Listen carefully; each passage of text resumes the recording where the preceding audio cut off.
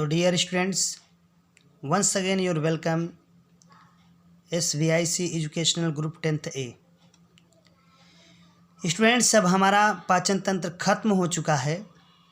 हमारा अब शुरू हुआ श्वसन तंत्र। श्वसन तंत्र में हम लोग पढ़ेंगे श्वसन। जैसा कि आप लोग देख रहे हैं, लिखा है रेस्पायरेशन। आमतौर पर लोग श्वसन को क्या समझते हैं? श्वसन को समझते हैं सांस लेना, जबकि ऐसा नहीं है। श्वसन और सांस लेना में बहुत अंतर है। श्वसन एक जैव रासायनिक लंबी प्रोसेस है, लंबी प्रक्रिया है, और सांस लेना एक भौतिक प्रक्रिया है। जब हम श्वसन जान लेंगे तो सांस लेना, यानी कि उसी को दूसरे शब्द में कहते हैं श्वासोच्छ्वास, ब्रीथिंग। दोनों में मैं आपको डिफरेंस आगे बताता हूँ।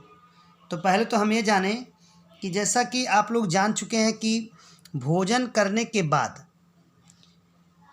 जब भोजन छोटी आंत में अवशोषित हो जाता है, उसमें तमाम अणु, जैव अणु छोटी आंत के माइक्रोविलाइज द्वारा अवशोषित कर लिए जाते हैं। तो प्रश्न ये खड़ा होता है कि अवशोषित होने के बाद ये जैव अणु जाते कहाँ हैं? दूसरी बात यह है कि हम लोग भोजन क्यों करते हैं।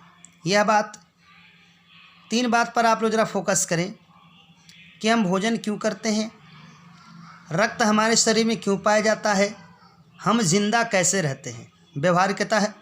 मैं आपको स्पष्ट कर दूं कि जो जैव अणु होते हैं भोजन में जो मिले होते हैं, पहले उनका पाचन किया जाता है, फिर छोटी आंत की दीवारों द्वारा उसे अवशोषित करके रक्त में मिलाया जाता है।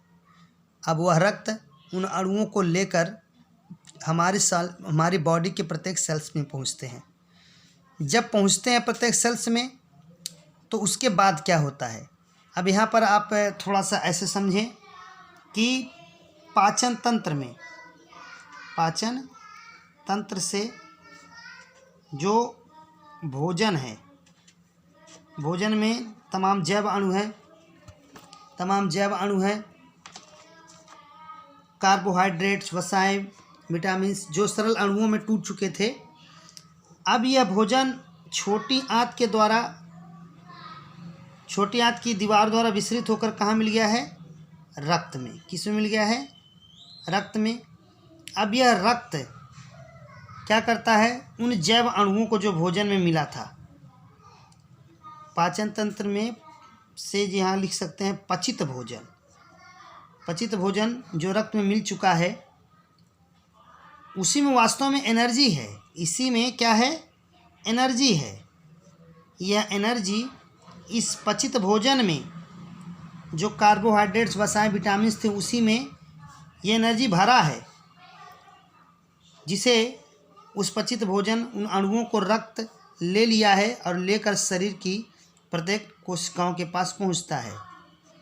शरीर के सेल्स के पास पहुंच गया। अब उधर क्या होता है? ये तो पाचन तंत्र की बात थी। अब हम बात करेंगे श्वसन तंत्र की। इधर क्या होता है कि जब मनुष्य सांस लेता है तो सांस लेने में उसके नोज से, जैसे यहाँ पर मैं पाचन तंत्र का चित्र बनाऊँ, अगर आपको मैं आज इस वीडियो में सिर्फ अभी मैं इंट्रोडक्शन दे रहा हूँ, और ये क्या है, ऐसे ये क्या होता है कि ये नोजल कैविटी है। ये नोजल कैविटी, इधर से सांस लिया गया। तो मुख्य रूप से सांस लेने में जब भी हम बात करते हैं तो O2 की बात करते हैं। O2 लिया गया। अब यह यहाँ ग्रसनी है, यहाँ कंठ होता है। उसके बाद शुरू हो जाती है श्वास नली। श्वास नली दोनों तरफ बंटकर अपने अपने फेफड़े में प्रवेश कर जाता है। इसका डिटेल मैं आपको चित्र भी बनाना बताऊंगा, और कैसे ये काम करता है इसको भी बताऊंगा। अभी आप ये जानें कि जैसे से मैं आया हूँ, फिर इसके बाद कई बार ये शाखाओं में बढ़ता है, अंत में कूपिका नामक संरचना बढ़ता है। जब मैं आपको चित्र समझाऊंगा तो बताऊंगा, अभी तो मैं इंट्रोडक्शन दे रहा हूँ। तो ये क्या करता है कि यहाँ फेफड़े में O2 आया है, इन्हीं रास्ते से फेफड़े में O2 मुक्त हो गया है। अब यहाँ पर भी रुधिर केशिकाओं का जाल होता है, रक्त केशिकाओं का जाल होता है, जो जिसमें रक्त भरा है। उन कोशिकाओं में, वही रक्त फिर O2 को यहाँ भी पकड़ लिया। अब वह पकड़ कर ले गया वहीं जहाँ पर भोजन के अणु आए हुए हैं, कोशिकाओं में भोजन के अणु आए हुए हैं, यानी कि जैव अणु आए हुए हैं, जैव अणु। एग्जाम्पल मान लें C6H12O6, मान लिया ये भोजन तमाम है, उसमें एक एग्जाम्पल ले लिया। अब सेल्स में यह O2 पहुंचा है, तो O2 में क्या क्या पहुंचा है, जैव अणु पाचन तंत्र से, इधर श्वसन तंत्र से क्या पहुंच रहा है, O2। अब इन जैव अणु में मैंने पहले ही आपको बताया कि एनर्जी भरा रहता है। हम जीवित रहते हैं एनर्जी की वजह से, पहले तो ये जान लें, हम जीवित रहते हैं एनर्जी की वजह से, लेकिन जो पचित भोजन है उसमें जो एनर्जी है उसको निकालने के लिए हमें कोई चाहिए, और वो कौन है, O2। उस एनर्जी को मात्र और मात्र O2 निकाल सकता है, इसीलिए हमें श्वसन तंत्र की जरूरत पड़ती है, ताकि ब्लड हमारे सेल्स में O2 को भी लेकर आए और इन जैव अणुओं पर क्रिया करके, जैव अणु पर यह O2 जब क्रिया करता है तो हमें भारी मात्रा में क्या मिलती है, एनर्जी मिलती है। क्या मिलती है, एनर्जी।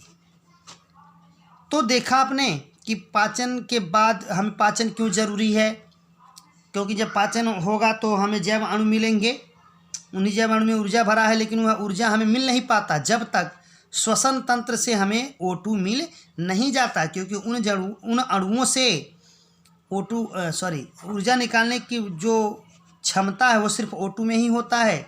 तो जैव अणु पर O2 क्रिया करके हमें एनर्जी देता है और हम जीवित रहते हैं। शुरू में मैंने एक बात पूछा आप लोगों से कि हमें पाचन की क्यों ज़रूरत है, हमें भोजन की क्यों ज़रूरत है, हम जीवित कैसे रहते हैं, रक्त हमारे शरीर में क्या कार्य करता है। तो हमें पाचन की क्यों ज़रूरत है आपको पता चल गया होगा। हमें O2 की क्यों ज़रूरत है, सांस लेने की ज़रूरत क्यों है, ये भी पता चल गया होगा। और रक्त इसमें एक महत्वपूर्ण भूमिका निभाता है। आपने देखा कि अगर हम पाचन हमारा हो ही जाता, पाचन तो छोटी आंच तक होता ही है, लेकिन पाचन के बाद जो अवशोषण वो भी हो जाता है, लेकिन अवशोषण होने के बाद वह अणु कहाँ जाना चाहिए, रक्त में।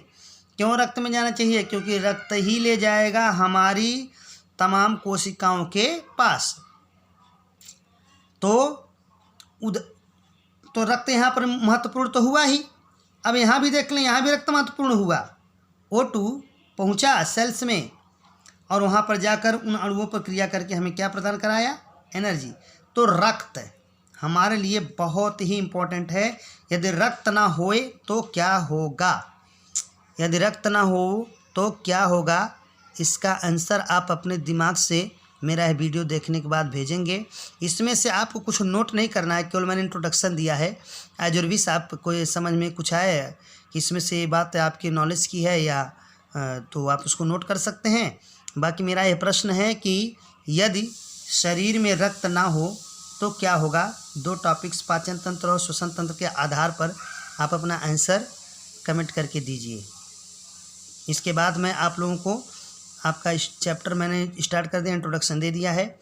अब मैं आप लोगों को धीरे धीरे एक एक टॉपिक इस चैप्टर का पढ़ाऊँगा। Thank you.